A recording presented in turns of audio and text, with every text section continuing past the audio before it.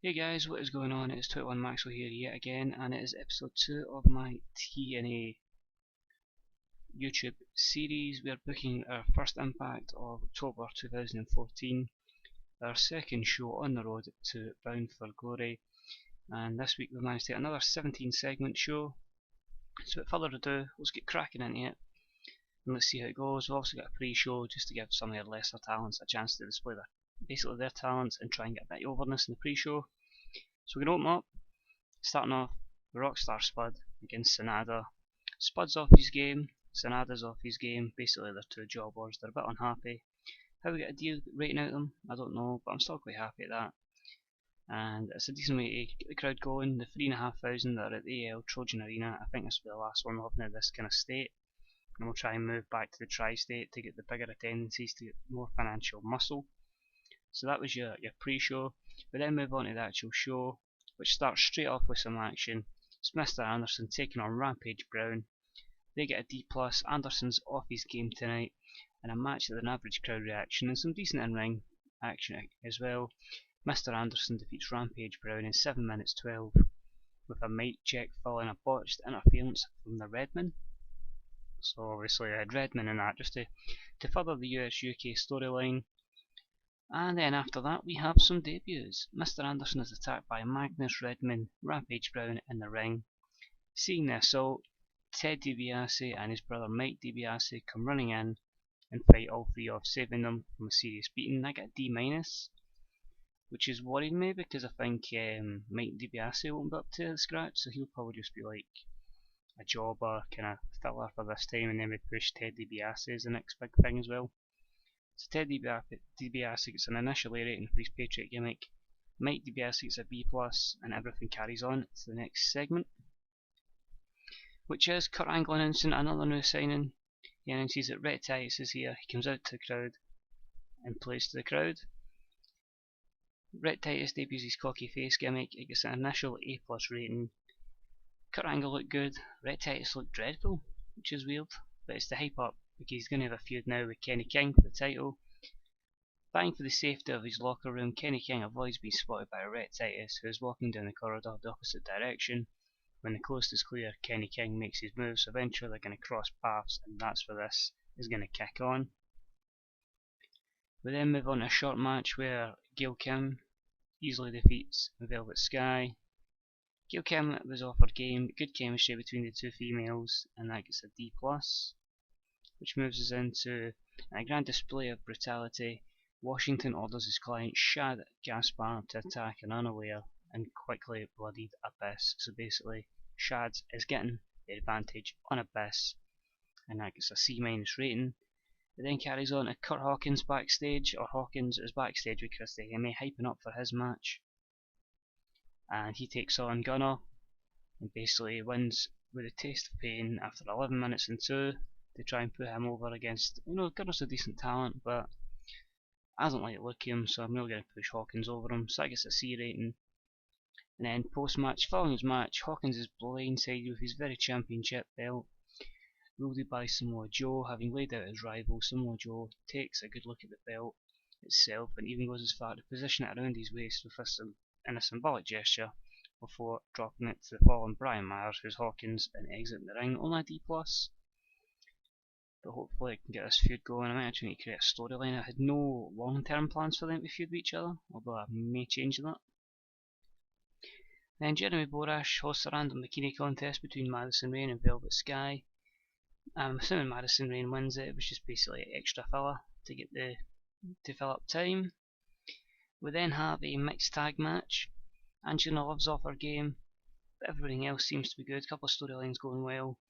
And about a good crowd and a good action, Beth Phoenix and Bobby Roode defeat Bobby Lashley and Angelina Love in 10:35 when Beth defeated Angelina Love with the Glam Slam. Then next up, the announcers put over the fact that AJ Styles is going to make an appearance. I've agreed a deal with New Japan that for Chris Hero, who we can't actually use because he's not available on TNA dates, and a wee small fee, got us 5 appearances for AJ Styles, so the plan is to use him in every Impact up to Bound for Glory, and then maybe put on a match or something like that. Bound for Glory, we'll try and fit him in somewhere. Taz and Jim Ross hyped the Wolves to the moon, get C-. That was just to kind of try and get a bit of momentum in that for the Wolves before they get into their 6-man tag with Billy Ray. In a match that had some good action and average heat, Billy Ray and the Wolves defeat the Bromans in 13:23 when Billy Ray defeated DJZ by pinfall via the standing release powerbomb, so that put them over. DJZ seemed off his game. He's still just been an enhancement talent. I don't have anything for him yet, but he has one for the future. Tag Totem storylines advanced with this segment, and Billy Ray improved in performance skills. So that's a C rating, that's good. And then we have a talk show. Obviously, Jim Ross has got his podcast called The Ross Report, so I'm going to make that his own talk show. So tonight in Jim Ross's talk show, The Ross Report, was Austin Aries who was being interviewed until Kevin Steen attacked him. Jim Ross struggled off script. I wanted to make it all off script, but we'll change that next time that Jim Ross will go with a script. Aries and Steen were off script, so they improvised well. B-. This is a feud that's going to really go to the next level, and there will be a title feud eventually down the line, but that's good to see him getting B- for that. Then in about it, good action and a good crowd, Jeff Hardy defeated EC3 by a twist of fate after 11:21 by botching interference for James Storm. Everything the quality up the colour commentary gave the match a boost, and it gives the Enigma v Drinker storyline a boost. I can think of a name for the feud, so I just went with that. Jeff Hardy improves his performance skills, that's C-. And the match is over with Jeff Hardy screaming in pain. James Storm refuses to let go of his submission hold. When the referee cannot break it up, he calls out reinforcements in the back. After wrestling with him for what seems like an eternity, Gunner, Crazy Steve and Manic, your basic jobbers, drag James Storm off of Hardy. As James Storm is carted off, the camera returns to an obviously injured Jeff Hardy. So that assault got a C+, and that finished the show. Another C-rated show. Again, the show increased their popularity in 22 regions and lost its popularity in 6. I'm hoping the 22 regions that's gaining popularity is all in America, and even if the 6 is like Japan or something, then that's not too bad. But we'll take a wee look at that as we see Sunny again. Hopefully, as I say, the tri-states up and the areas around this tri-states up, just so we can get this up to national ASAP. I want to try and get to national by hopefully at WrestleMania kind of time in game. So we'll read their emails. In fact, I'll quickly see size, track progress. Tri-states actually went down, nothing's really went up. Please note this is popularity, so it doesn't look like we're doing too good. We've actually went down. I need to keep them trying to improve the tri-state, which is a worry.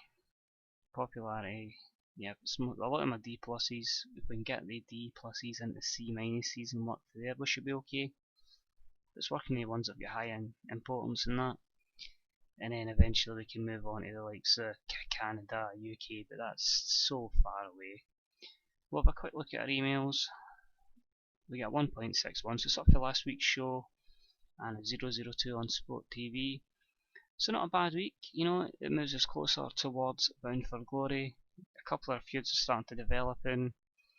It's one of the ones they'll work on at Bound for Glory, then we'll keep them going, and then hopefully, you know, the company benefits, the wrestlers benefit, the momentum, and most of all actually learn about the game, and I keep making money and managing to do something here with TNA.